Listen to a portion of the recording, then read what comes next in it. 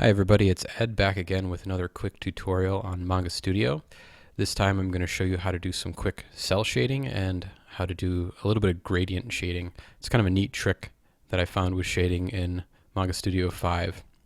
So when I talk about cel shading, I'm kind of talking about the traditional animation or cartoon shading you're used to seeing. So if you notice on Homer here, the source of light is coming from the left and the shadow is here on the right. So see how this is yellow and this is kind of a darker yellow. Same thing with Stewie here. You have kind of his tan colored skin and then a darker color of tan. Now rather than sitting there and trying to play with, oh, okay, I need a different shade of tan here, I need a different shade of red here, I need a different shade of blue here, and making sure they all have the same intensity or value, there's this neat trick you can do in Manga Studio. So let me show you what I typically do. So when I draw a cartoon, I usually have 3 to 4 different layers that I work with. I have a line art layer, which is usually my top layer. Then I have a layer under it that's a shadow layer. You can see there's nothing on this at the moment. And then I have a colors layer, which is my base colors. And then I also sometimes, and this is personal preference, have a cast shadow layer. You could have both your shadows and your cast shadows together.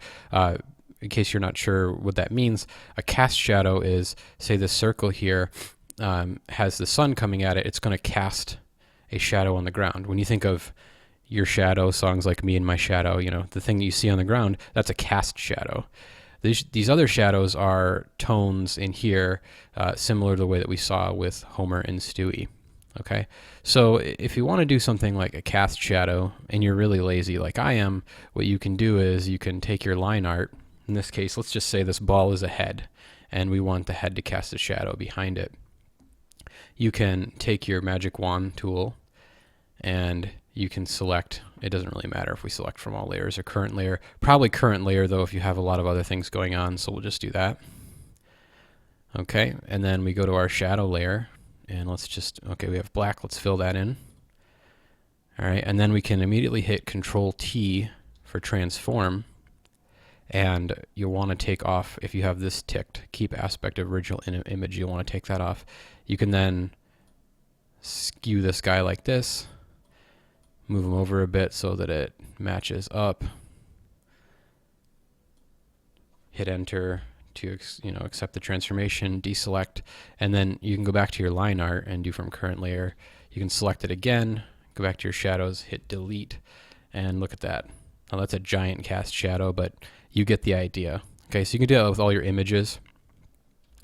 I'm going to just go ahead and remove that. I did these ahead of time. So if you want to see the cast shadows that I came up with, these are what they are for these objects. Okay, this one looks okay. This one looks good. It's in perspective and everything. This one, not so much, but try to get like a weird angle just to give you an idea of what you can do. Now, if you want to do simple cast shadows in Manga Studio, what I like to do is come up here to your shadow layer, select your favorite drawing implement. I'll just use this pen. Okay, and since the shadow's coming from the left here, and it kind of is down here at the bottom, we might have something like this. Okay, so that's kind of the dividing edge between the shadow and non-shadow. And you can just select your magic wand again from all current layers, hit that guy, fill it in, boom.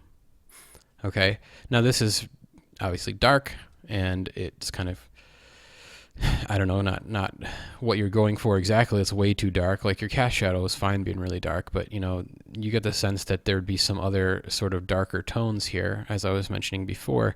So what you can actually do is you can come over here now that once you, let's say we went through and did all of these, you can come over to your layer itself and see it's at 100% normal.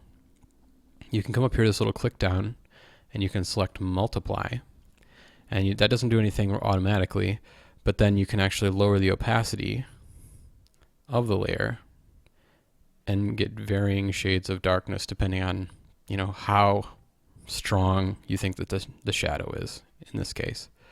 Okay, So, that's not a bad tone there. I kind of like that. It looks similar to the cartoon examples I showed you earlier. That's might be what I stick with. And the beauty of this is that if I had multiple colors, if this was a head going into a body, it would take the same sort of tone of shadow over all of those, which I think is pretty nice. Now, if you want to get fancier and you don't want to do the simple cel shading, you want to have, say, a highlight to a dark. So in this case, we have the sun's kind of coming down in an angle, sort of like a bird's eye view on this head, maybe getting ready to drop a bomb on it. So there would be sort of the brightest blue would be right here, and then it would kind of get darker as it goes out. So you can do that in Manga Studio if you want to, and I'm not very good at this, but I'm going to try anyway, just for the heck of it. You can go over here and grab the gradient tool, and since this is a sphere, we'll probably want to go with the spherical circle here. And I have it going from the foreground to the background. So that means that where the dot starts will be the white section, and where it ends will be the dark section. Now I'm going to change this shadow. I'm going to take it back to 100% opacity, and I'm going to take it back to normal, and show you what this looks like without doing this. Okay, so let's just say that, I don't know, right here is about where we want the highlight to be. We can click and go out, let go, and you see something like that. Okay, now you're like, oh no, my colors went away. Oh no, what am I supposed to do? I'm going to deselect. Now it looks kind of cool, but I don't even know what it looks like now. I want those colors to shine through. Well, that's again the beauty of changing it to multiply. If you change it to multiply, now all of a sudden you get your blues back. And if you want to get more to your form, so you want the ball to show up a little bit more, you can take the opacity down a little bit. And you can mess with the degrees here. So you can make more of it light to dark. You can make it a more, crunched or non-crunched comparison. And just for the heck of it, I'm going to go down to this last guy here and show you some kind of combinations of what we've just done, right? So we can actually, again, I'm going to take this back up to normal. And if you want to, while you do this, and I do this sometimes, you can even just turn the colors off. I find that easier to find the lights and darks, but that's kind of a personal preference. So this will obviously be sort of solid. The light is coming from here, sort of like the sun is setting, I suppose. If you think the horizon's up here and the sun's setting, you get this long cast shadow. And so this is going to be one solid color since it's no further or closer away on any part of the surface from the sun. So we're just going to give that, I'm just going to make that on my shadow layer a full solid black at the moment. Okay. And then I can do, what will happen is that just like this ball gets kind of light to darker, it's going to go from light to dark here. So I can select this again and come back over to my gradient tool, and I can choose this gradient, and I'll have to remember it looks like it goes from foreground to background. So I think we want to start out here where like the sun would be, and we want to go straight across, so it gets the darkest there. Ooh, that's a lot darker than I wanted, so maybe I need to come a little closer. There.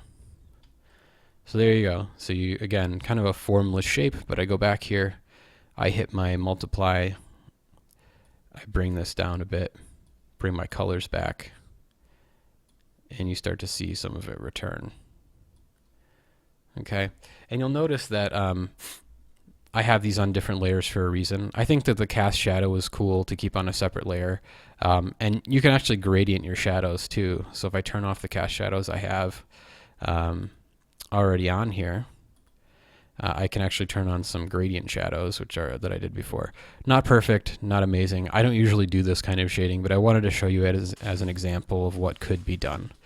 So I hope that's helpful to you, and as always, if you have questions, have any ideas for future tutorials, please let me know. You can find me at Edomaniac on Twitter, EDOMANIAC.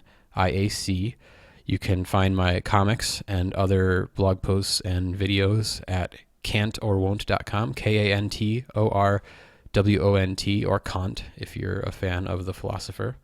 And I would love to hear from you, and I hope that this was helpful. And if you do end up making something with this and doing, I'm sure, a much better job than I did here, I would love to see it. So please don't hesitate to share your work with me. So I hope you've enjoyed this.